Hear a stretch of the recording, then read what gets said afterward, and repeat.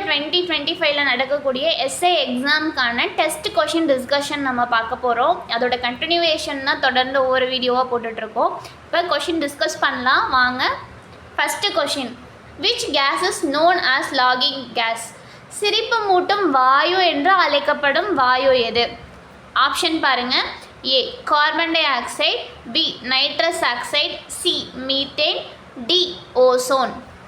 இது நம்ம யோசிச்சு பார்த்தாலே ஈஸியாக ஆன்சர் ஃபைண்ட் பண்ணிடலாம். ஏன்னா இதெல்லாமே பசுமை இல்லை வாயுக்களில் இந்த கார்பன் டை ஆக்சைடு மீத்தேன் வரும். ஓசோன் O3 நமக்கு இதை பற்றியும் தெரியும். ஸோ நைட்ரஸ் ஆக்சைடு தான் கரெக்டான ஆன்சர். இந்த கொஷினுக்கு கரெக்டான ஆன்சர் எது அப்படின்னா நைட்ரஸ் ஆக்சைடு. அடுத்து செகண்ட் கொஷின் பாருங்கள். Insulin is secreted by which organ in the human body? மனித உடலில் உள்ள எந்த உறுப்பால் இன்சுலின் சுரக்கப்படுகிறது? இப்போ ஆப்ஷன் பாருங்கள். ஏ கல்லீரல், பி கணையம், சி சிறுநீரகம், டி இதயம். இதில் நமக்கு நல்லாவே தெரியும் இன்சுலின் அப்படிங்கிறது இதயம் கண்டிப்பாக கிடையாது, சிறுநீரகமும் கிடையாது, கல்லீரலும் இல்லை. ஏன்னா இப்போ சிறுநீரகம் இதெல்லாம் ஃபில்ட்ரேஷன், இதயம் என்ன பண்ணுது, ரத்தத்தையும் ஆக்சிஜனையும் பம்ப் பண்ணி வெளியேற்றுது. அடுத்து நமக்கு நுரையீரலும் இதயமும் இந்த வேலையை செய்யுது. கல்லீரல்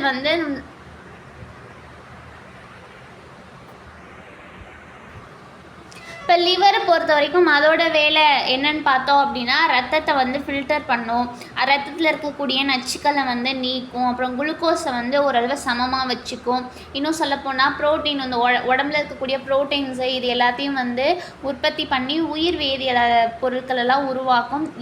இன்னும் முக்கியமாக சொல்லணும்னா ரத்தம் பிளட் கிளாட்ஸு, பிளட்டு பிளாக்ஸ் இது எல்லாத்தையுமே ரத்த முறை இதெல்லாம் தடுக்கிறதுல இந்த கல்லீரலோட வேலை, லிவரோட வேலை ரொம்ப முக்கியமாக இருக்குது. அப்போ இது எல்லாரோட ஃபங்க்ஷனுமே வேறு வேறையாக இருக்குது. அப்போ இன்சுலின் அப்படிங்கிறது ஒரு ஹார்மோன்.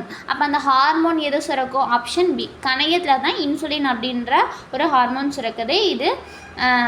இந்த கேள்விக்கான சரியான ஆன்சர் என்ன அப்படின்னா ஆப்ஷன் பி கணையம், அதாவது பேன்க்ரியாஸ் தான் கரெக்டான ஆன்சர். அடுத்த தேர்ட் கொஷின் பாருங்கள். மனித செயல்பாடுகளால் அதிக அளவில் வெளியிடப்படும் கிரீன் ஹவுஸ் வாயு. The greenhouse gas which is released in the largest quantity by human activities. அதாவது நம்ம வாழக்கூடிய இந்த வாழ்க்கை முறையில் நம்மளால் எந்த வாயு அதிகமாக வெளியேற்றப்படுதுன்னு சொல்லி கேட்டிருக்காங்க. இது நம்ம ஈஸியாக என்ன பண்ணிடலாம், ஃபைன் பண்ணிடலாம். ஒரு நார்மலாக யோசிச்சாலே நமக்கு வந்துடும். ஆப்ஷன் ஏ பாருங்கள் கார்பன் டை ஆக்சைடு, பி பாருங்கள் methane, C nitrous oxide, D chlorofluoro carbon.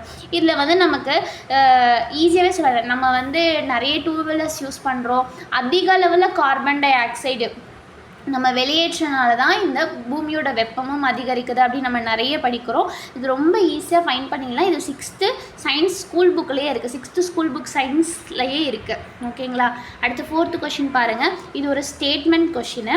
எதை வச்சு இது இது பண்ணியிருக்காங்கன்னா விட்டமின்ஸும் அதோட குறைபாடுனால ஏற்படக்கூடிய நோயும் சொல்லிட்டு ஒரு 8th சயின்ஸ் புக்கில் ஒரு டேபிளர் காலம் கொடுத்துருப்பாங்க. அப்படி இல்லைன்னா 10th or 9th இது இருக்கும், கண்டினியூஷனாக இருக்கும். இது ரொம்ப ரொம்ப முக்கியமான சாப்டர். நீங்கள் புக்குக்குள்ளே உள்ளே படிக்கிற பாக்ஸ் கொஷினில் ரொம்ப முக்கியமான பாக்ஸ் கொஷின் அப்படின்னா விட்டமின்ஸ் அண்ட் மினரல்ஸ் பற்றி படிப்போம். அது குறைபாட்டால் ஏற்படக்கூடிய நோய், அதை ஈடுகட்டக்கூடிய உணவுப் பொருட்கள், எந்தெந்த ஃபுட்டில் என்னென்ன மினரல்ஸ் இருக்குது. இப்போ விட்டமின் ஏனா நம்ம என்ன சாப்பிட்ணும், கேரட்டு. ஸோ இந்த மாதிரியான விஷயங்கள் எல்லாமே அதில் இருக்கும். அதை நல்லாவே படிச்சுக்கோங்க. இது எஸ்ஐபிசி மட்டும் இல்லை, டிஎன்பிஎஸ்சி எழுதுகிற எல்லா ஸ்டூடெண்ட்ஸுமே அதை படிப்பாங்க. ஏன்னா அதுலேருந்து ஒரு கொஷின் கண்டிப்பாக வரும். இப்போ பாருங்கள், நம்ம கொஷினை பார்க்கலாம். பின்வரும் கன்சிடர் தி ஃபாலோவிங் ஸ்டேட்மெண்ட்ஸ். பின்வரும் கூற்றுகளை கவனியுங்கள். First, scurvy is caused due to deficiency of vitamin D. Vitamin D குறைபாட்டினால ஸ்கர்வி ஏற்படுது அப்படின்னு ஃபஸ்ட்டு சொல்லியிருக்காங்க, ஃபஸ்ட்டு ஸ்டேட்மெண்ட். செகண்ட் ஸ்டேட்மெண்ட் பாருங்கள். Night blindness is caused due to deficiency of vitamin A. அதாவது vitamin ஏ குறைபாட்டால் தான் மாலைக்கண் நோய் ஏற்படுது, அதாவது இரவில் குருட்டுத்தன்மை, மாலைக்கண் நோயில் இரவு குருட்டுத்தன்மை ஏற்படுகிறது. அடுத்த தேர்ட் ஸ்டேட்மெண்ட் பாருங்கள். விட்டமின் B1 குறைபாடால் பெரிபெரி ஏற்படுகிறது. Beriberi is caused due to deficiency of vitamin B1. மேற்கண்ட கூற்றுகள் இது சரியானது. Which of the above statements are correct? இப்போ நம்ம அப்படியே ஒவ்வொரு இதாக பார்ப்போம். இப்போ விட்டமின் டி குறைபாட்டால் ஸ்கர்வி ஏற்படுகிறதுன்னு ஃபஸ்ட்டு சொல்லியிருக்காங்க.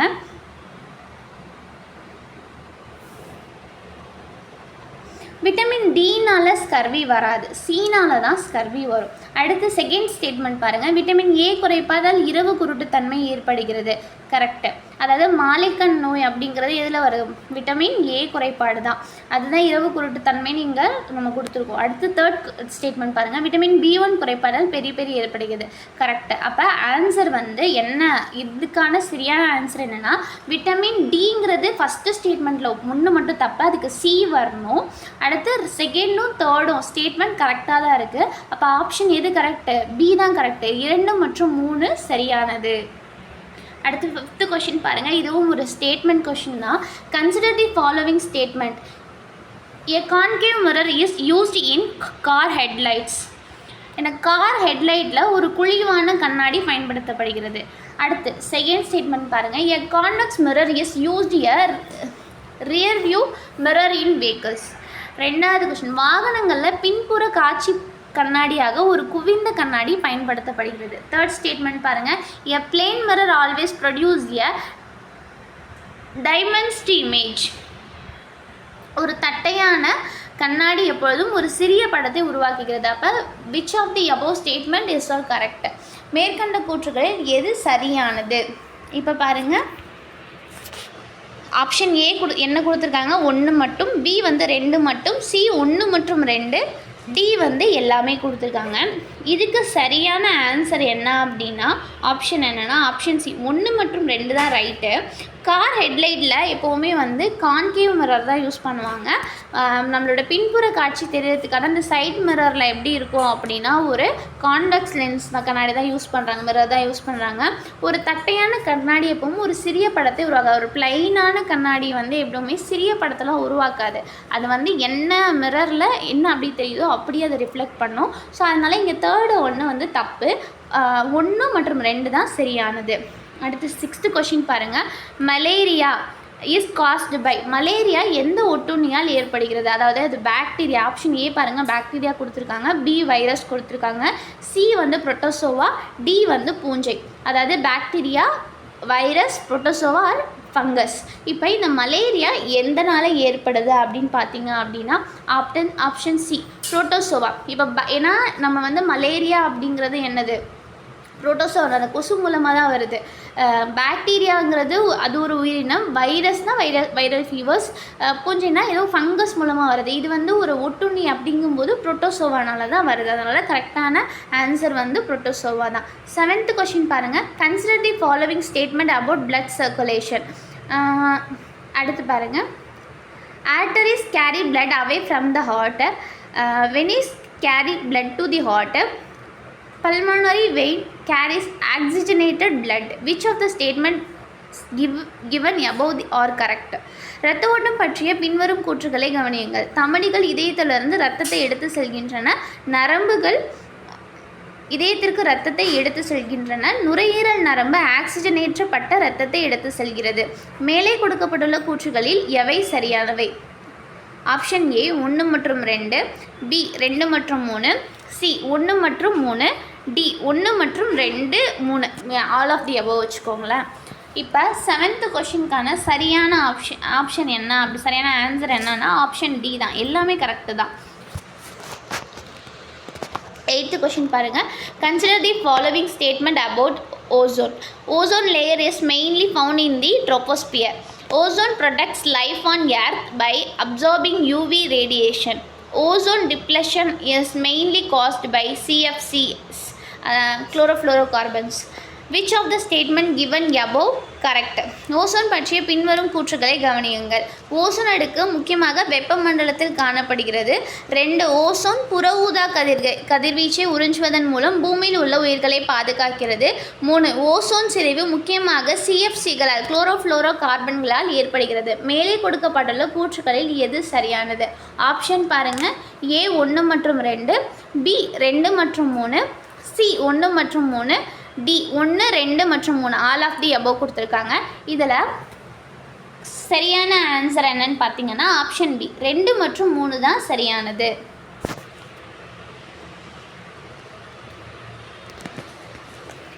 ஏன் வந்து ஓசோன் ஃபஸ்ட்டு ஸ்டேட்மெண்ட் தப்பு அப்படின்னா ozone layer is mainly found in the stratosphere, troposphere கிடையாது, ஸ்ட்ராட்டோஸ்பியரில் தான் அது லொக்கேட் ஆகிருக்கு. அடுத்து 9th கொஷின் பாருங்கள். The great bath was discovered at which site of the Indus valley civilization? Sindhu சமவெளி நாகரிகத்தின் எந்த இடத்தில் மிகப்பெரிய குளியல் குளம் கண்டுபிடிக்கப்பட்டது? Answer is option B, Mohenjodaro. The collection of hymns known as the Rigveda was composed in which language? Rigveda என்று அழைக்கப்படும் பாடல்களின் தொகுப்பு எந்த மொழியில் இயற்றப்பட்டது? ஆப்ஷன் பாருங்க. A Pali, B Prakrit, C Sanskrit, D Magadhi. Answer is option C, Sanskrit. Thank you. Next அடுத்தடுத்த கொஷின்ஸை அடுத்தடுத்த பார்ட்டில் நம்ம டிஸ்கஸ் பண்ணுவோம்.